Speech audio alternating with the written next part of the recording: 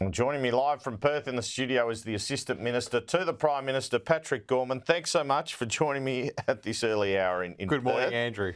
A somber day in a way. Let's start with this ADF accident. What's your latest information on it? We're soon to hear from the PM. I don't know what you can tell us. Has anyone passed away? How serious are the injuries? Well, it was a serious incident, but in terms of the update on the injuries for those 13 Australian Defence Force personnel who've been involved in this incident, I'll leave the Prime Minister to make that update.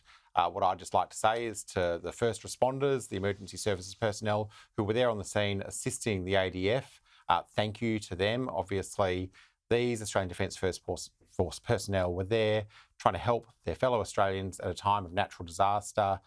It is so unfortunate that they've found themselves in this serious incident, but we'll get an update from the Prime Minister soon. It's appropriate for something involving Defence Force personnel like this, the Prime Minister provides that update. Was it treacherous conditions or was there driver error, do you know?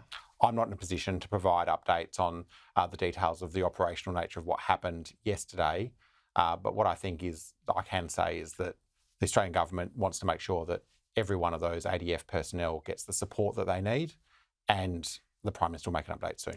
Now, the WA election results, it was a resounding win for Labor. You'd take sort of 58% any day of the week in any election anywhere around the world, wouldn't you? And I'm told there's confidence here that federal Labor can retain all the seats it won in 2022 and believes it has a shot at Bullwinkle as well. But there were big swings against Labor in seats like Hasluck, federal seats like Hasluck and Pearce. More so than in some of those richer sort of seats which were traditionally Liberal. Could the outer suburban mortgage belt hurt you at this election? Well, firstly, I'd point out to your viewers that those swings that we saw last night are off 2021 results. That was in the middle of a pandemic where we had Mark McGowan as, a dominant figure, not just in WA politics, but in federal politics. They're not off the 2022 results where we did achieve an impressive win of some 9 seats to federal Labor from Western Australia, our best ever result. They're above the statewide swing though. Yeah, well, you always see different swings in different parts of the state.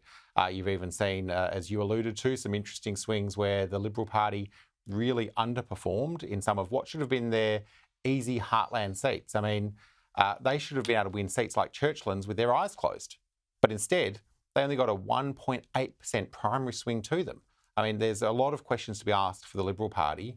And ultimately, when you look at where did that swing come from in some of those other outer suburban seats, those communities still chose to send a Labor MP back into the state parliament with still some pretty significant margins. So you're pretty relaxed about your federal seats then? Oh, look, I think every election is its own contest, and I don't want any of my federal colleagues to think that they can take the foot off the gas. They've got to go and work every day between now and whatever date the federal election might be. They've got to work because you earn every win.